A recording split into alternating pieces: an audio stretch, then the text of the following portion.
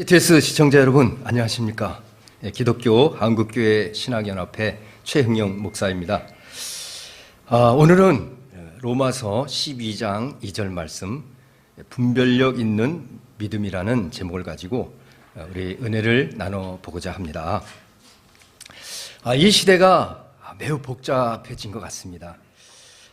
그것은 이 시대의 모든 정치, 경제, 사회, 문화가 아주 첨단화됨으로 말미암아 시대의 모든 복잡한 제도와 구조 속에서 우리가 살게 된 이유가 있습니다. 그런데 이 시대를 이끌고 가야 할 기독교 신앙, 더 이상 성숙하지 못한 채에 이 시대를 끌고 가는데 어려움을 당할 만큼 그렇게 어려운 실정에 이르지 않은가 우리가 생각해 봐야 할 것입니다.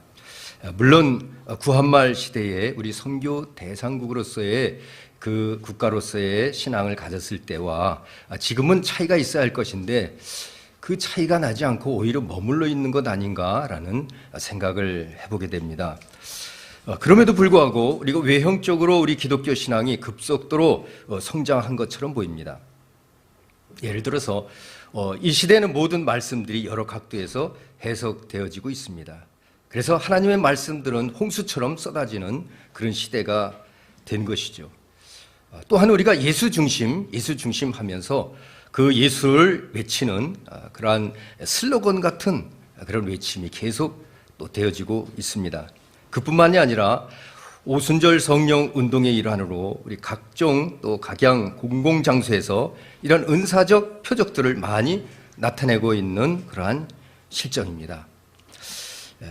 그러나 아쉬운 것이 있습니다.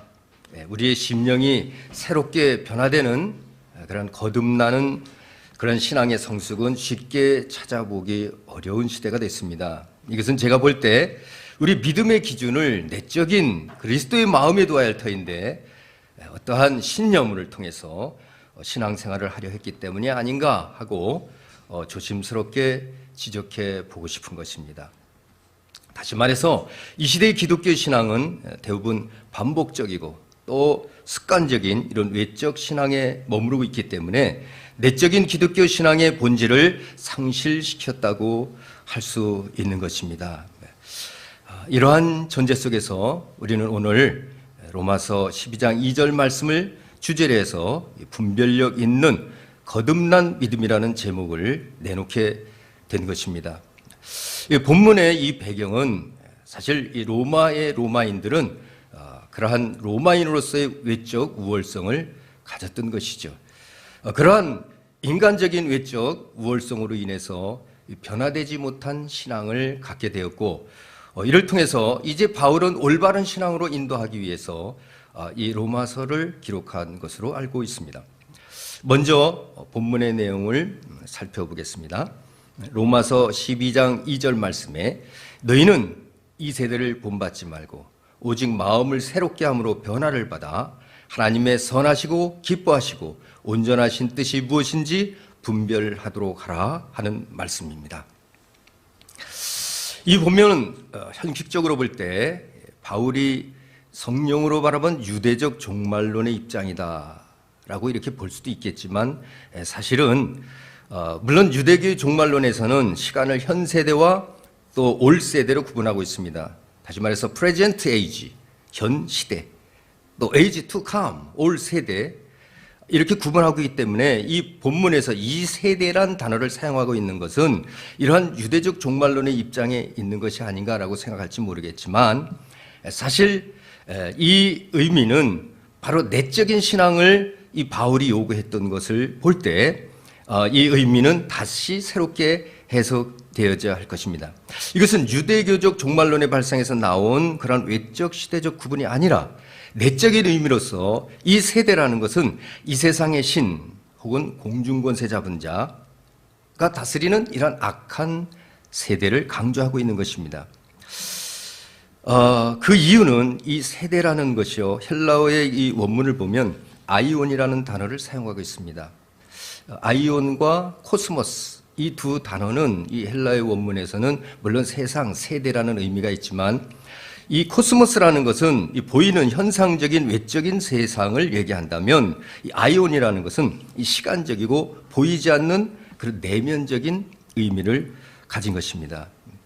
따라서 이 본문의 이 세대는 내면적인 이 보이지 않는 그리스도의 통찰에 있는 하나님 나라에 대하여 적대 세력을 가진 그런 세대다.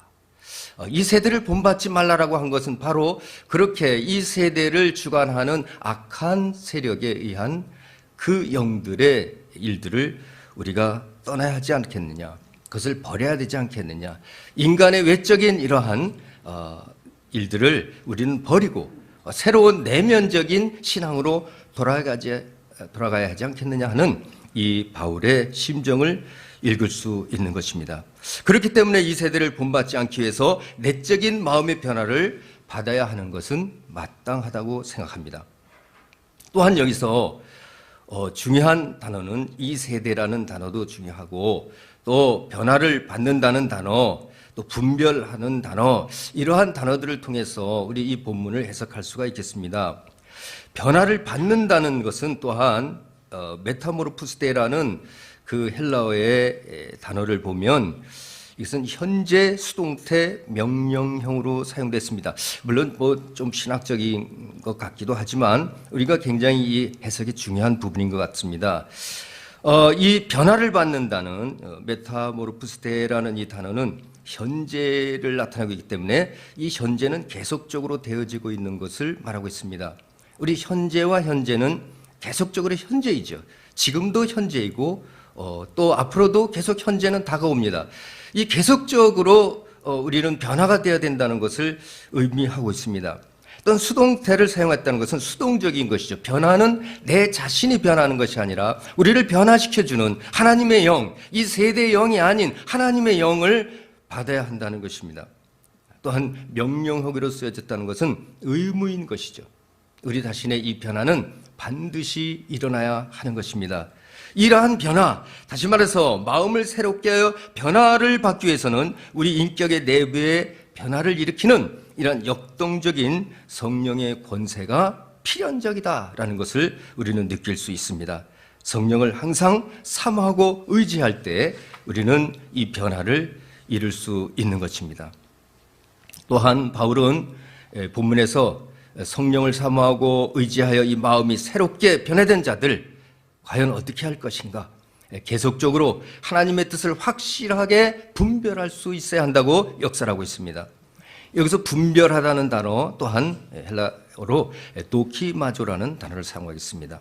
이 도키마조의 의미는 입증하다, 인정하다라는 개념으로 사용됩니다. 다시 말해서 우리가 변화되는 이 사실도 하나님에게 바로 입증되는, 인정되는 이러한 변화를 말하는 것입니다. 하나님의 뜻을 입증하거나 인정한다는 것은 하나님께서 원하시는 바를 그 선하시고 기뻐하시고 온전하신 뜻을 분별할 만한 이러한 거듭난 믿음으로써 우리는 이 세대를 본받지 않을 뿐 아니라 오히려 이 세대를 계속적으로 이끌고 갈 만한 그러한 믿음을 가져야 한다는 것을 우리가 알 수 있겠습니다. 본문에서 요구하는 분별력 있는 믿음이라는 것은 결국 이 세대가 추구하는 이러한 외적인 믿음이라기보다는 마음의 변화를 일으키는, 다시 말해서 그리스도의 본질로서의 이 내적인 거듭난 믿음을 요구하고 있는 것입니다. 자, 그렇다면 우리 이 세대의 분별력 있는 이 거듭난 믿음이 무엇인지 개괄적으로 우리 성경 전체를 통해서 개괄적으로 한번 살펴보고자 합니다.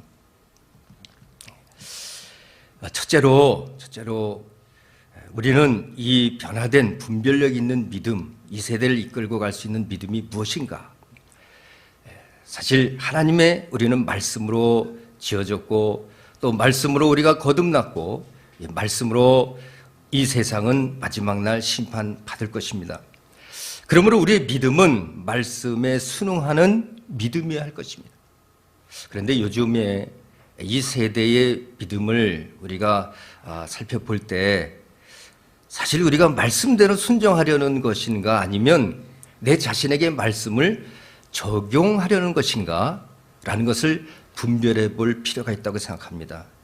외적으로 볼 때는 내 자신을 위해서 하나님의 말씀을 적응하여 내 뜻을 이루고 싶은 것이 세상의 뜻이겠지만, 그러나 하나님의 뜻으로 볼 때는 우리는 하나님께서 모든 계획을 세우시고 하나님께서 우리를 이끌어 가시는 것입니다. 그렇다면 내 자신을 하나님의 말씀에 적용시켜야 되는 것이 아닌가. 내 자신을 주님의 말씀에 적응시키는 것을 우리는 순종이라고 말하는 거죠. 사실 이 시대에 하나님 말씀을 순종한다면서 하나님 말씀을 적용해서 이용하려는 사람들이 있지 않은가라는 것을 우리는 다시 한번 반성해 봐야 할 것입니다. 성경에서 이러한 예들이 많이 나오고 있죠. 믿음의 사람들은 다 하나님의 말씀을 순종했습니다. 하나님께서 하나님 말씀을 순종하는가 순종하지 않는가를 보아온 것이죠. 우리 신약성경에 보더라도 마리아의 믿음이라든가 수로보니게 여인의 믿음을 우리는 잘 아실 거예요. 마리아의 믿음은 사실 말씀대로 태사이다, 한마디로 이렇게 하나님의 말씀대로 순응하기를 원했던 것입니다. 수로보니게 여인 마찬가지고요. 또 그 어떤 백부장의 그 믿음 마찬가지요.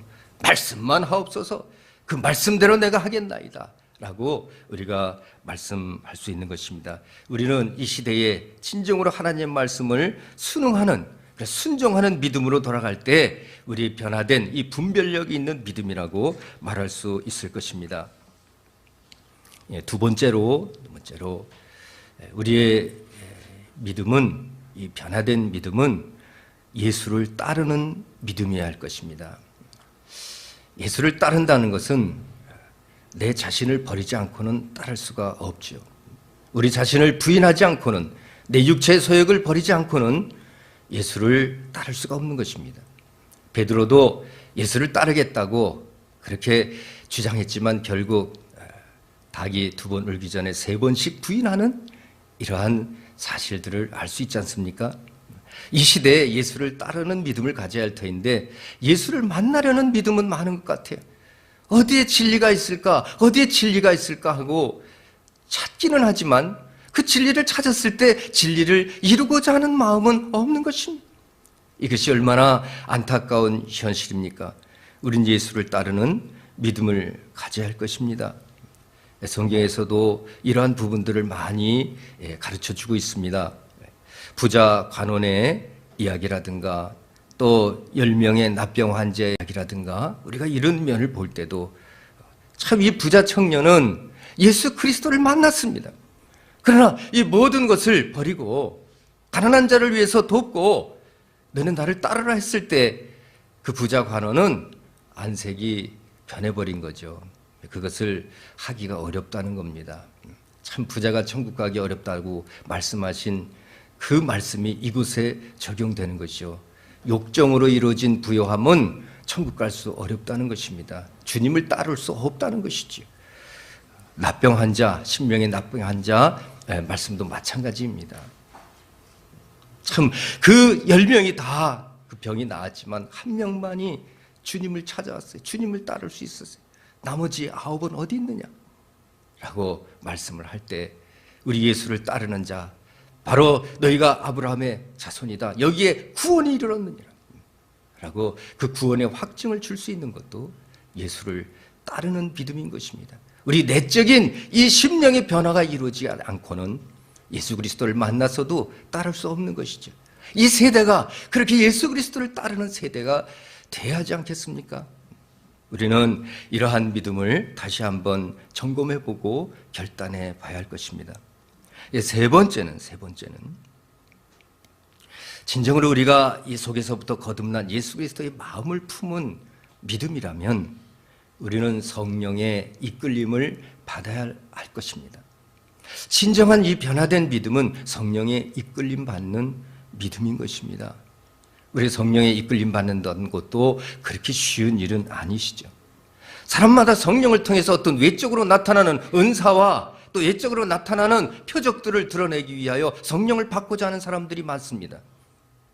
진정으로 우리는 우리가 변화가 되어서 성령의 견인을 받아 하나님이 이루고자 하는 뜻을 이루려는 것이 아니라 나의 달려갈 길과 죄 짓게 받은 사명, 곧 그 은혜의 복음을 증거하는 일을 마치려면 나의 생명을 조금도 귀한 것으로 여기지 아니한다는 그러한 결단을 가지고 성령의 이끌림 받으려는 것이 아니라 성령을 받고 표적과 기사를 나타내어 인간의 것들을 드러내려는 어리석은 그러한 시대가 되지 않았는가. 참 하나님의 일을 이루기 위하여 오른손이 하는 것을 왼손이 모르도록 우리가 해야 할 터인데, 이러한 어떤 이적과 표적들만을 드러내기 위해서 공공장소에서 이렇게 하나님의 일들을 혹시 불법으로 행하고 있는 것은 아닌가. 우리가 다시 한번 생각해 봐야 합니다. 하나님을 우리가 존귀히 여겨야 할 터인데, 나는 이렇게 성령의 능력을 나타낸다 하여 자신을 높이려는 이러한 것들이 얼마나 이 세대를 어지럽고 또 혼잡하게 만들고 있지 않은가. 과연 그러한 것으로 세상을 이끌고 갈 수 있는가. 우리는 다시 한번 생각해 봐야 할 것입니다.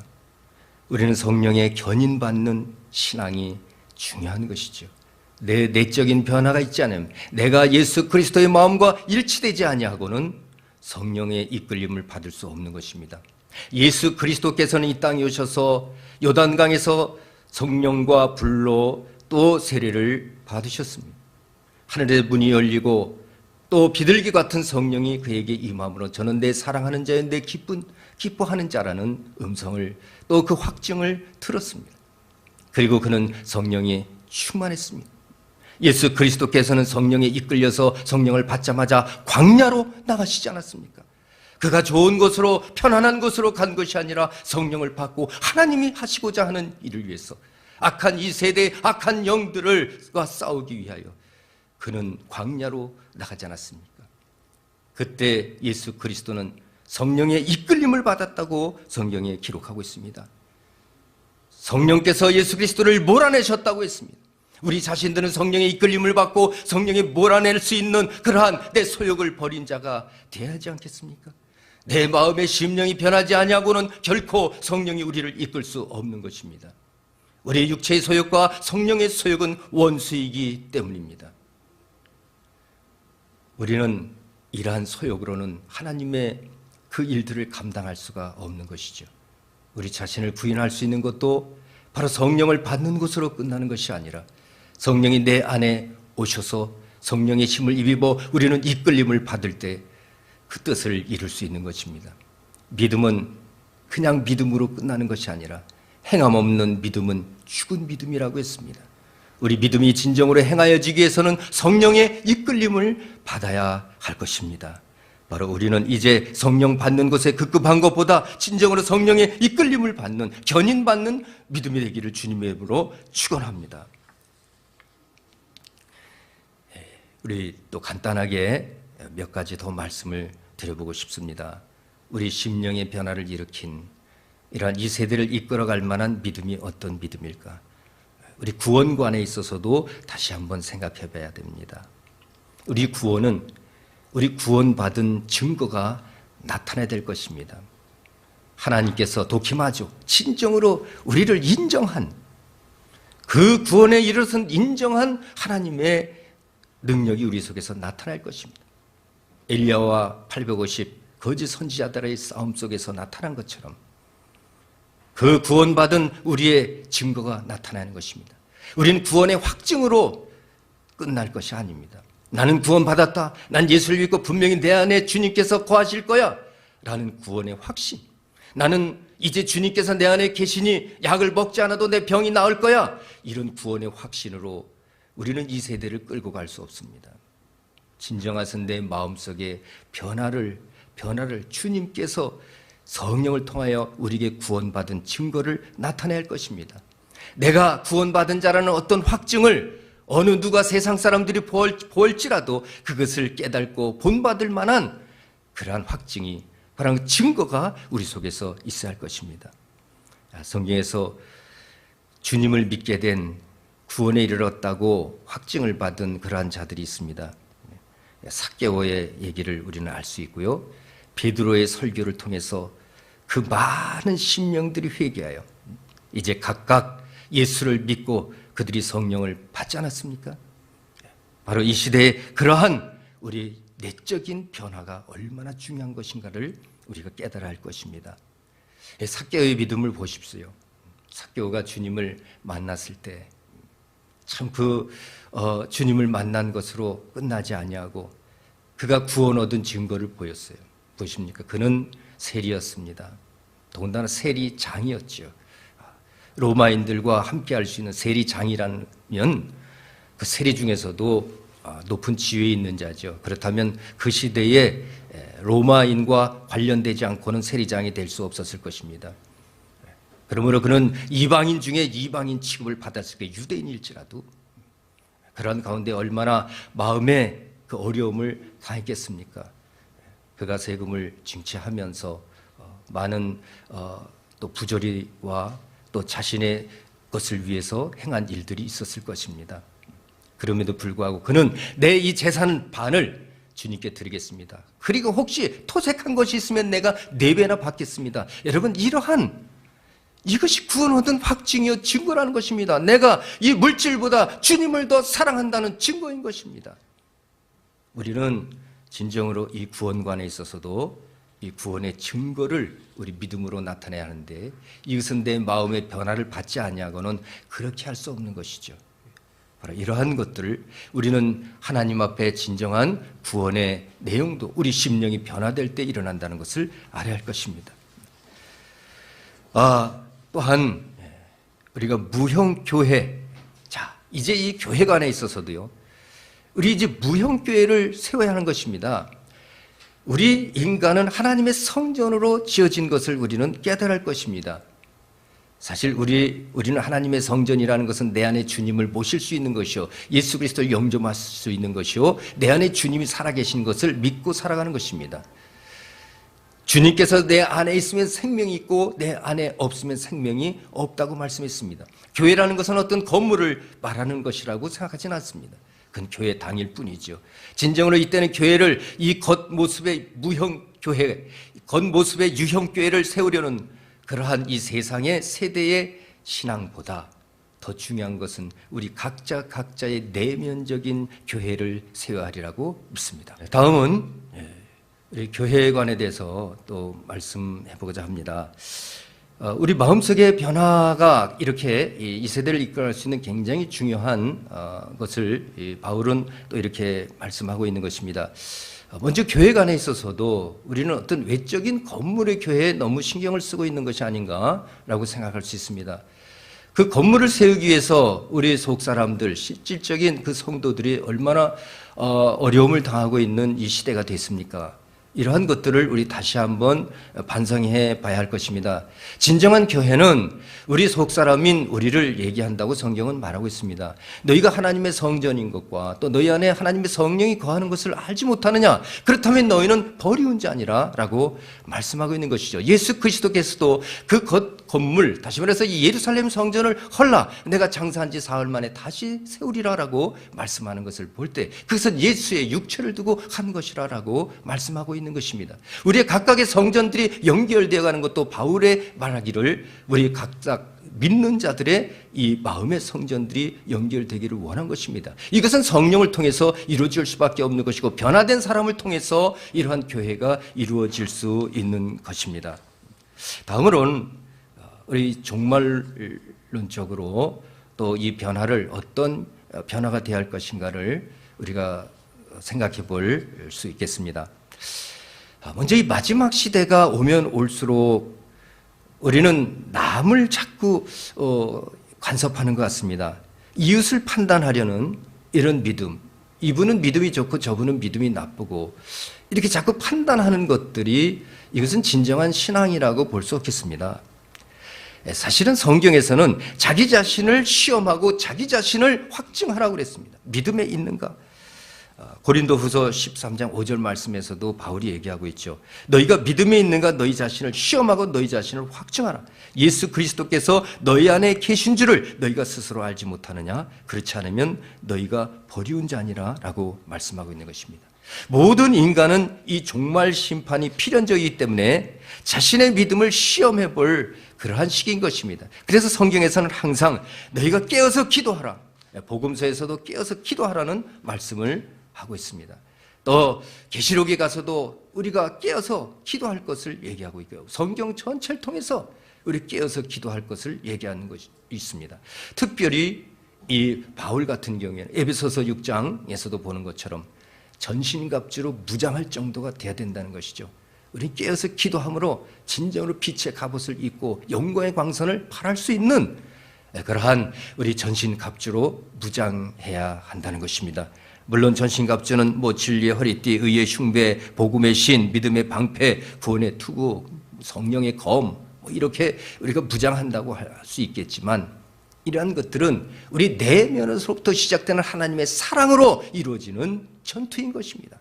그래서 외적인 이러한 신앙에서 우리는 내적인 신앙으로 분명히 변화되어야 될 것을 바울도 얘기했고 우리도 또한 그렇게 이 시대에 이끌어 나가야 할 것입니다. 마지막으로 한 가지 더 말씀드린다면 우리는 이 하나님 나라에 대한 이 관심이 우리 마음속에서도 이 땅에서도 이루어질 수 있다는 것을 우리는 간직해야 할 것입니다. 이 땅의 고통과 어려움 이 모든 것은 하나님의 뜻을 이루기 위한 것이고 또 안식에 들어가기를 힘쓰는 것입니다. 하나님이 뜻대로 우리가 이루어지기를 원하는 것입니다. 바로 이 마음속의 천국, 하나님은 주기도문을 통해서 예수 그리스도는 우리에게 말씀하셨습니다. 이 땅에서 뜻이 이루어지기를, 하늘에서 뜻이 이루어졌기 때문에. 또 베드로에게도 그 천국 열쇠를 준다고 했습니다. 이 땅에서 풀면 하늘에서도 풀리는 것이죠. 바로 하나님의 나라와 이 땅은 별개의 것이 아닙니다. 다 연결되어 있는 것입니다. 이 시간도 예수 그리스도는 하나님의 우편 보좌에 앉아서 성령을 보내주시고 그 하늘의 뜻을 이 땅에서 이루고 계신 것입니다. 여러분과 제가 이 땅에서 하나님의 뜻을 이루어야 하고 그러한 천국관을 가졌을 때에 우리는 이 세대를 이끌고 갈 수 있다고 생각됩니다. 하나님 나라는 여기 있다 저기 있다 볼 수 있게 임하는 것이 아니요 너의 마음속에 너희 안에 있느니라고 말씀했습니다. 우리 변화된 믿음이 되지 아니하고는 우리 마음속에 하나님 나라를 이룰 수 없는 것입니다. 무릇 지킬 만한 것보다 네 마음을 지켜라. 생명의 근원이 이에서 나느니라 라고 말씀하기도 합니다. 바로 우리 마음속에 이러한 새로운 변화가 이 시대를 변화시킬 것이고 그 변화는 바로 하나님의 뜻을 온전히 이뤄나갈 수 있는 것입니다. 종합해보면 이 시대를 견인할 그런 분별력이 있는 믿음이란 무엇일까? 바로 맹목적인 확신이라기보다는 분별력을 소유한 예수 그리스도의 사랑의 마음을 가진 것이라고 할 수 있겠습니다. 이제 우리 기독교 신앙은 외면적 개혁이라기보다는 오히려 내면적인 회복이라는 이 슬로건으로 우리는 시작해야 할 것입니다. 그러므로 우리는 문자적 율법주의나 은사적 신비주의 이러한 초보신앙을 버리고 그 세대, 이제 우리는 세대를 회복시켜야 할 것입니다. 예수의 사랑의 마음을 품은 거듭난 신앙으로 변화되어야 할 것입니다. 우리 회심을 통해서 회복의 길을 걸어가야 할 것입니다. 첫사랑 회복 역시 같은 의미인 것입니다. 영광의 십자가 사건을 통해서 죽음과 부활을 경험하신 예수 그리스도, 이제 승천 후 아버지로부터 보혜사 성령을 받아 우리 속사람 마음으로 보내셨습니다. 그리고 임마누엘 되셔서 새롭게 거듭난 분별력 있는 믿음을 갖게 하셨습니다. 이제는 우리 주님 마음을 가지고 이웃을 변화시키고 국가를 변화시키며 이 세대를 회복시키는 그러한 거룩한 사명을 감당하시기를 주님의 이름으로 축복합니다. 감사합니다. 사랑합니다. 기독교 한국교회 신앙연합회 학장으로 사역하고 있는 최흥영 학장이었습니다. 감사합니다.